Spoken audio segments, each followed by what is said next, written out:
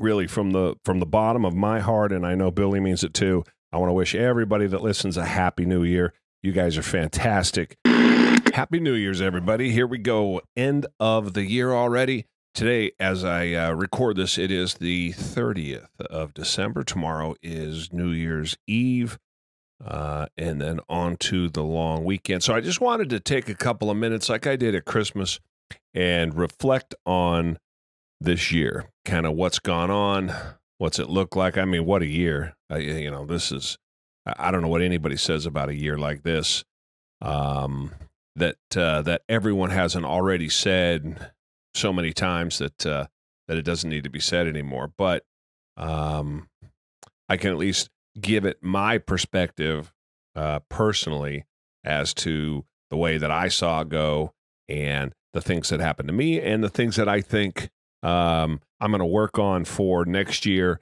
and some of the things that I'm happy about that happened this year. So without any further ado, we're going to start at the top. And the top would involve this here, my boys, and that there.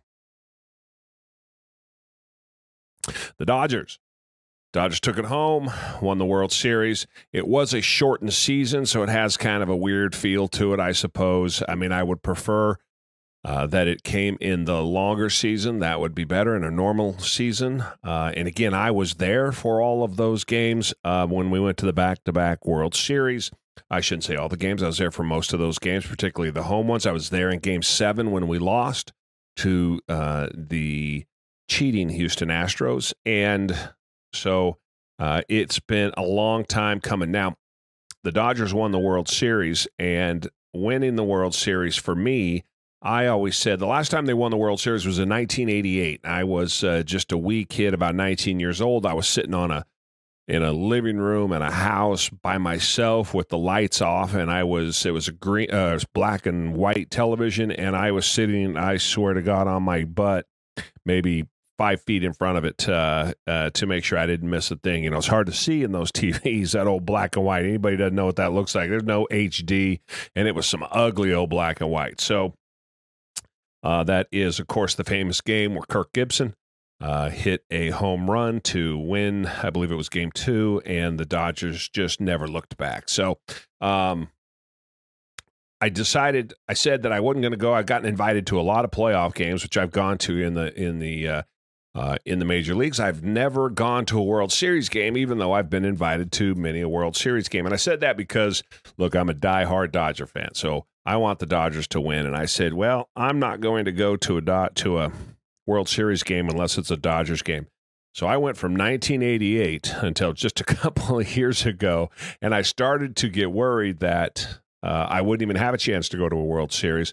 Once you go 40 years or so, the chances of it happening seem to be slimmer and slimmer. But sure enough, they got in a couple of years ago and then have been in 3 total. So this year they got over the hump, shortened season, but everybody had to play it the same way, and we ended up taking it home. So that's cool. Dodgers win. They are World Series champion. I look forward to this year and a full year and seeing what they can pull off. The flip side of that is obviously COVID and the nightmare that was. I don't need to say much about COVID. There's multiple aspects to COVID. I think the overreaction by the government, I think the underreaction by the people, by you and I, are my biggest concerns. The government, without a doubt, overreached in a way that they never have before in any way. By the close downs and the debt that they added and shutting the businesses and not letting anybody go do the things that they want to do. And we all sat back and just took it. We didn't do anything to fight against it. For the most part, we just sat back and took it. So that is probably the most disappointing thing. That's the most amazing thing. If you think back to April when this started, I played in a pool tournament, and we were kind of bumping fists and kind of, because we had seen this thing on television that said that that's what you should do. Of course, the room was packed full of people. This is in April, and nobody has played pool since, especially, or at least where I'm from, which is the West Coast, and I know up in the Northeast, nobody's played without a doubt. So you have whole parts of the country where nobody did anything really and has not done anything. And now that we're 9-10 months into it, I can tell you that the despair and the anger and the depression that is emanating from the city that I lived in, Portland, Oregon, where it rains a lot, where it's dark, where the clouds come in and they sit for days at a time. That can get on you in the best of times. Forget about the worst of times, and now take the worst of times and lock it down, all for a disease or all for a virus that does nothing, essentially. It kills nobody under 40. You have a better chance if you're under 60 of dying of a drug overdose, and yet we do nothing. The government, though, the bureaucrats and the politicians have grabbed hold of it. They know exactly what they're going to do with it. They're going to use it next time. So they're going to figure out exactly how far they can push these powers. They're going to figure out exactly what the people won't push back on against them for, how far they can take it. I guarantee you they're amazed. I know they're in a back room somewhere just throwing things up against the wall and going, let's see if the people, will this be what pushes them over the line? Will this be what puts them over the edge? And no matter what they do, no matter how crazy it is, let's close it down again completely after telling them it would only be 2 weeks for the fourth time, and we're going to do it for 2 months this time instead of 1 month. No way are they going to stand for it. And then, no way, I tell you what, we're going to let other people burn cities down, and then we're going to condemn anybody walking around without a mask. We're going to encourage the big riots, and we're going to encourage groups to get together and do that. But we're going to then call out the people who do things that we don't think they should, out protesting the protesters, out protesting the lockdowns, the peaceful protests. Nope, they did all that. Nothing happened. And I guarantee you they're shaking their head going, I don't know how far we can take this. Clearly, we can take this however far we want to. So where's this going to end up? What's my concern? My concern is that they're going to, now that they have these new emergency powers that they can then create and decide what they mean, we're going to see them for other things like gun control. We're going to see them, I think, for other things like what they call the existential threat, that is climate change. So imagine you have essentially war powers to do whatever you want, and you're able to take that run against climate change. So no driving every other day. You're only allotted 20 gallons of gas, and you're only able to be out in the road for so long. You're only able to enjoy the sunshine for so long. You're only able to turn on your air conditioner or your heat for so long. I mean, there's a myriad of places and ways that they can put this newfound power to work, and that is probably what scares me the most. You say, Jerry, you're being crazy. You're over the top. There's no way that's going to happen. I want you to go back to April. I want you to go back to April of this year, the 1st of April, when we were all doing whatever the hell it was that we wanted to do. And out of nowhere comes this process. And we all thought 10 days, this is crazy. I'm never going to make it 10 days. And here we are 9-10 months later. So every time I've said to myself, no way will the people let that happen. I've had to stop myself now because I don't know what that number is. I don't know where that goes. I don't know how far it is. I don't know where that line is that people will stop at. So you have the close downs, a massive amount of debt, the poor businesses that have been crushed by this. It's going to take generations to come back. And the people in charge are so power hungry, so narcissistic, they don't understand. And the people who encourage this and are behind these lockdowns, ostensibly for better health, in the face of science that tells us exactly the opposite, they are responsible for this, and they'll feel this.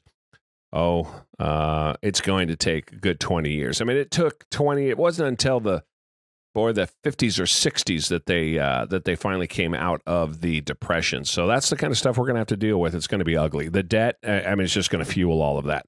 So we have more money today. We have 35% of the money today that is in circulation has been put into circulation since this started in April, if you can believe that. 35% of all money in circulation has been created since this started. So these $1 trillion bailouts are nightmares, and there's no math for it. There's no money for it. We're borrowing the money from China, who then makes the things that we consume and loans us the money to consume them. That's insane. That is a loser's game, and it's going to go nowhere. I don't see it getting any better. Election, Joe Biden.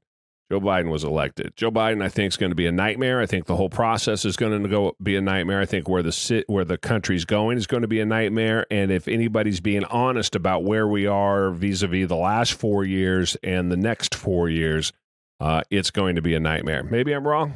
I'm not. It's going to be.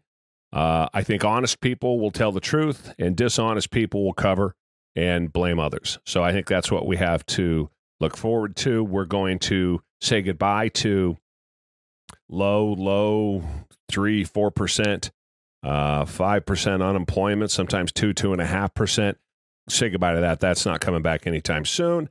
And of course, on top of that, then you can say goodbye to any kind of growth over and above maybe 2.5% instead of the 4% that's needed. And an economy our size, these numbers start to have real meaning. I mean, they really start to count up. So, I hope I'm wrong. I don't think I am. I think I'm right. I think this is what's going to happen. We shall see going forward. This is why it's a recap of 2020.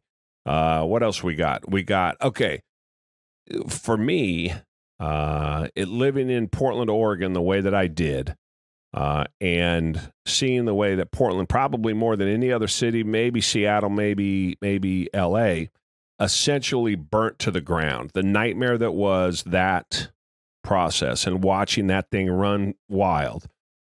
I lived there for 51 years. I lived in Oregon for 50 years, I should say. But I mean, I moved when I was born in Medford, Southern Oregon, and moved up when I was, a year old. So I lived in Oregon my entire life. I lived in Portland for 50 years. And in that 50 years, what do I say about that? I never thought I would move. A few years ago, I never thought I would move. And if you asked me 5 years ago, I was trying to move family up to Oregon away from other parts of the country.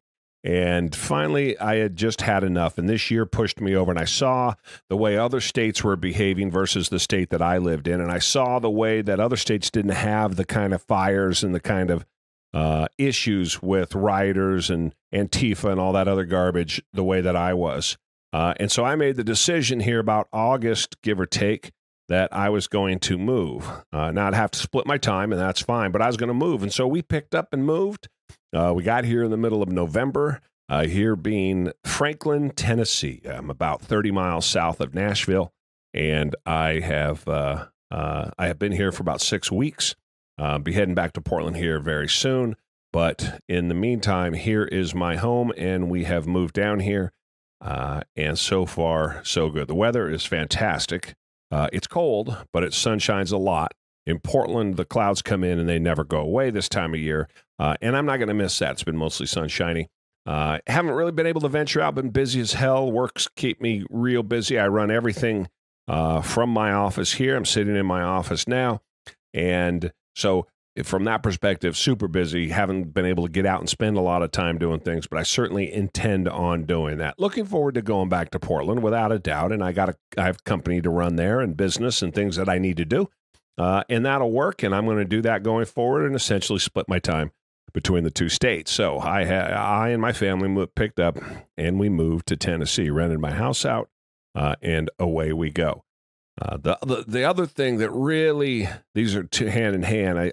The two notes I got is number one, out of shape and my weight. Number two is I took my eye off the ball for 2020, really not just 2020, 2019 to 2020, and I intend to fix that in 2021. Those two things together. Anybody's a regular watcher of my podcast knows that I'm constantly trying to get into shape, and I'm constantly beating myself up over that. And 2020 was no 2020 was no different than any other year. Up and down, and now I'm up. And so I'm looking forward to here in the next couple of days trying it again. You know, the thing about weight and the thing about trying to lose weight is that you have to forget what's behind you, and I do that very well, and you have to just start going forward. So I may have failed 5 times in a row over the last 2 years. I tend to fix it this time. This time I'm going to get it right. Kind of look at what I did, what didn't work, what my mindset was, what are the reasons why I think I failed, and then go forward, do everything I can to fix it. So that's where I am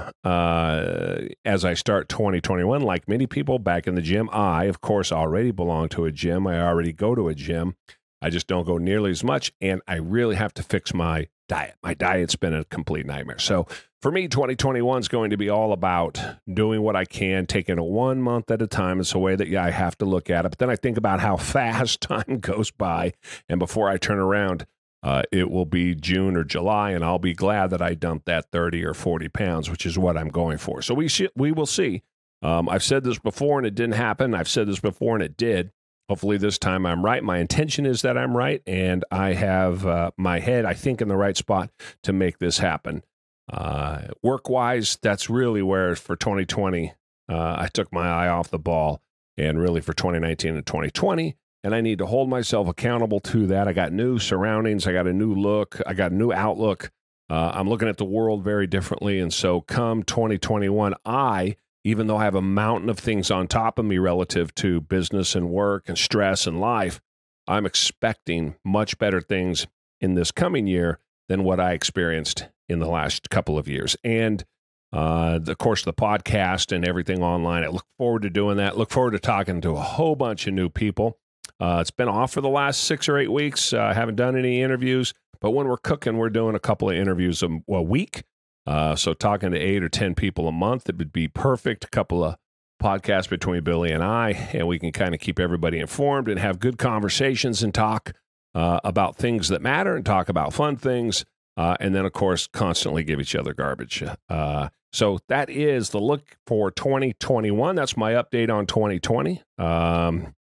A brutal year by any stretch of the imagination for anybody and everybody. Some of us had it less brutal than other people, but brutal nonetheless. And I just want to go back and play pool in tournaments as soon and as much as I can. And so until that happens, I'm going to continue to be unhappy. Everybody's got their own thing. For me, it's playing pool. And me and a bunch of my buddies can't wait until that gets back and that happens. So I can go play pool here in Tennessee. I can't go play in tournaments. They don't have tournaments, but they do have pool. At least they have pool in Oregon. They haven't had pool for 10 months now. So looking forward to getting back and playing in those tournaments. Not looking forward to going back to Portland and not being able to play pool. But for me, once this is over, I get to go back and play pool. I'll be a happy man. So there you go. 2021, really from the bottom of my heart, and I know Billy means it too. I want to wish everybody that listens a happy new year. You guys are fantastic. You're listening. You're downloaded. Keep it up. Keep spreading the word. Keep putting it out there. Keep sharing. Keep liking. All of those things help us. Leave a review or two if you wouldn't mind. All of those things just add to it and hopefully help us build the podcast. So there you go. Happy New Year, everybody. Be careful. Have fun. Don't drink too much. I may have a couple of shots of vodka, so I may not be able to follow my own advice. I don't know. We'll see. You get about that second, third shot, and things can really get out of control, or you kind of go, yeah, no, I'm not doing it this year. So we shall see. I'll report back. Happy New Year, everybody.